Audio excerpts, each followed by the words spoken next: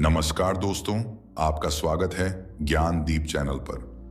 आप इस समय मेरे साथ बैठे हैं, शायद मोबाइल पर या लैपटॉप पर, लेकिन दिल से सोचिए, आप जीवन में सबसे ज्यादा क्या चाहते हैं? अगर मैं आपसे पूछूं, पैसा, प्यार, आराम, शोहरत? नहीं, असलियत में हम सब सिर्फ एक ही चीज चाहते हैं, आनंद। लेकिन मुश्किल यह है, हम जिंदगी भर आनंद को ढूंढते रहते हैं और हर बार वो हाथ से फिसल जाता है।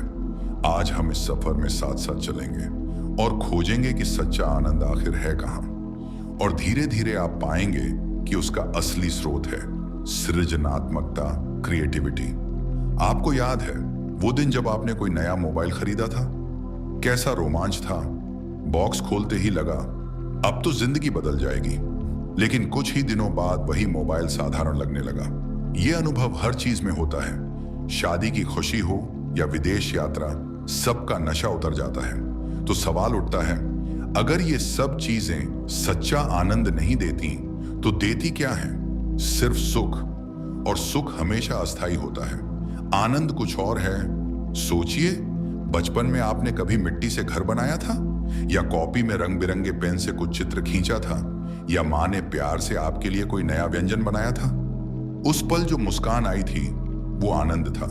वो आनंद किसी बाजार से खरीदा नहीं गया था, वो आनंद कुछ नया रचने से आया था। यही फर्क है सुख और आनंद में। सुख बाहर से आता है, आनंद भीतर से फूटता है। रचना केवल कला नहीं होती। किसान जब जमीन में बीज डालता है वो भी रचना है। शिक्षक जब बच्चों को नया ज्ञान देता है वो भी रचना है। माँ जब अपने बच्चे के लिए गीत गाती है वो भी रचना है। और उस समय उनके चेहरे पर जो चमक होती है वही तो सच्चा आनंद है। आपने देखा होगा, कलाकार को नींद भूल जाती है, वैज्ञानिक को खाना याद नहीं रहता, कवि रात भर जागता है। क्यों? क्योंकि रचना में ऐसा रस है, ऐसा आनंद है जो किसी और चीज में नहीं। जब आप कुछ नया करते हैं तो आप सिर्फ समय बिताते नहीं, बल्कि समय को जीते हैं। उस पल अतीत गायब, भविष्य गायब, बस वर्तमान होता है। सोचिए, जब बच्चा पहली बार चलता है, उसकी मां की आंखों से आंसू निकल आते हैं। वो आंसू दुख के नहीं, आनंद के होते हैं, क्योंकि उसने देखा सृजन हुआ है। क्रिएटिविटी हमें ईश्वर के करीब ले जाती है। जैसे ईश्वर ने यह सृष्टि रची, वैसे ही हर बार जब हम कुछ नया रचते हैं, हम ईश्वर के स्पर्श को महसूस करते हैं। दोस्तों, अब मैं आपको एक ऐसी आत्मा की कहानी सुनाना चाहता हूं जो हमारी ही मिट्टी से निकली और जिसने दिखा दिया कि रचनात्मकता ही सच्चे आनंद का रास्ता है। वो हैं जुबीन गर्ग। जुबीन सिर्फ गायक नहीं थे, बल्कि एक ऐसे रचनाकार थे जिनकी आत्मा से संगीत झरने की तरह बहता था। उनका जन्म असम की गोद में हुआ और बचपन से ही उन्होंने संगीत को अपनी सांसों में बसाया।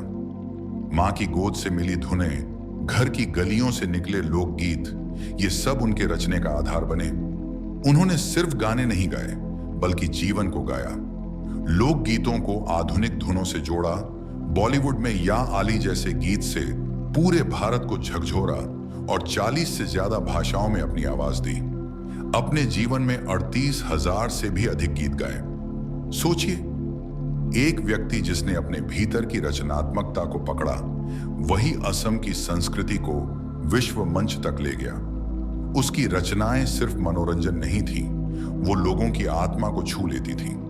और जब भी जुबीन गाते थे, उनकी आंखों की चमक, उनकी आत्मा की गूंज, वही तो असली आनंद था।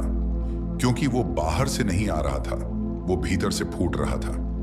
जुबीन का जीवन हमें सिखाता है कि रचनात्मकता केवल कलाकारों की चीज नहीं है, ये हर इंसान की आत्मा का गीत है। और जब आप उसे सुन लेते हैं, तब आपको वही आनंद मिलता है जिसकी खोज हम सब कर रहे हैं। तुलसीदास का नाम सबने सुना है, एक साधारण कवि जिन्होंने रामचरितमानस लिखी। सोचिए, अगर उन्होंने ये सृजन न किया होता तो क्या आज करोड़ों लोग राम कथा गुनगुनाते? तुलसीदास जी को जो आनंद मिला वो पैसा, शोहरत से कहीं बड़ा था। कबीर, एक जुलाहा, कपड़ा बुनते बुनते ही पद्य रच दिए। आज भी उनकी वाणी गूंजती है, क्योंकि वो आनंद से जन्मी थी। आप और हम भी कर सकते हैं। भले बड़ी किताब ना लिखें, लेकिन अगर आप अपने बच्चे को एक कहानी सुनाते हैं जिसमें आपने कुछ नया जोड़ा, वही रचना है, वही आनंद है।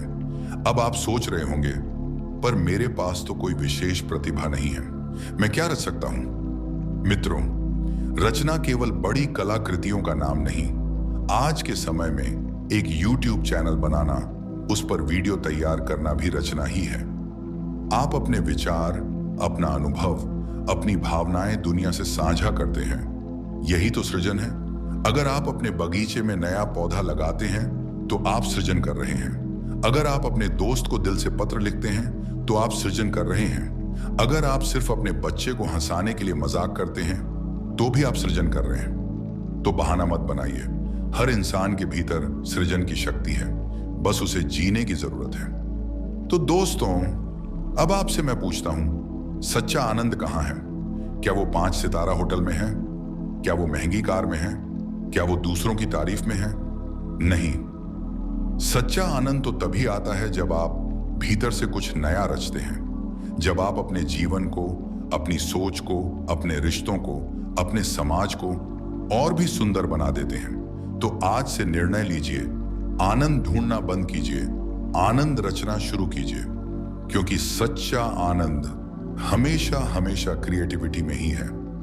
दोस्तों, आज हमने मिलकर एक गहरी सच्चाई को समझा कि असली आनंद कहीं बाहर नहीं छिपा है। न पैसा, न पद, न सुख सुविधाएं हमें स्थायी आनंद दे सकती हैं। सच्चा आनंद तो तभी मिलता है जब हम भीतर से कुछ नया रचते हैं, जब हम अपनी आत्मा को बहने देते हैं, जब हम अपने छोटे छोटे कर्मों में भी सृजन का स्वाद चखते हैं। इसलिए आज से अपनी आंखें बाहर की दुनिया से थोड़ा हटाकर भीतर की ओर मोड़िए। रचना कीजिए, चाहे वह विचार की हो, शब्दों की हो, भावनाओं की हो या बस एक मुस्कान की हो। याद रखिए, हर बार जब आप कुछ नया रचते हैं, आप ईश्वर के और करीब हो जाते हैं, और वही है जीवन का सबसे बड़ा आनंद।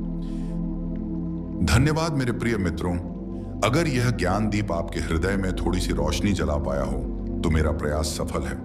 अगली बार फिर मिलेंगे एक नई किरण, एक नई गहराई के साथ।